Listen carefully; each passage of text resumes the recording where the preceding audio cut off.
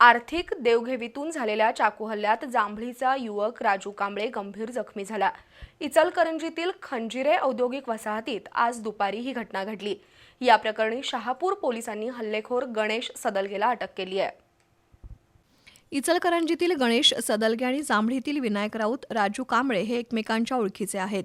विनायक राऊत यांच्याकडे पूर्वी गणेश सदलगे काम करत होता। त्यावेळी राऊतकडून सदलगे यानं ॲडव्हान्स रक्कम घेतली होती। त्यापैकी काही रक्कम गणेश सदलगेनं परत दिली नव्हती। या कारणातून 20 फेब्रुवारी रोजी दोघांमध्ये भांडण झालं। हे भांडण मिटवण्यासाठी सदलगे याचे सध्याचे मालक निवास कांबळे यांनी विनायक राऊत आणि राजू कांबळे या दोघांना आज दुपारी खंजिरे औद्योगिक वसाहतीत बोलावलं। त्या ठिकाणी पुन्हा भांडण सुरू झालं। अचानक सदलगे यानं विनायक राऊतच्या अंगावर धावून जात त्याला मारण्याचा प्रयत्न केला, तर राजू कांबळे याच्या पोटात चाकू खुपसला। त्यानंतर गणेश सदलगे पळून गेला।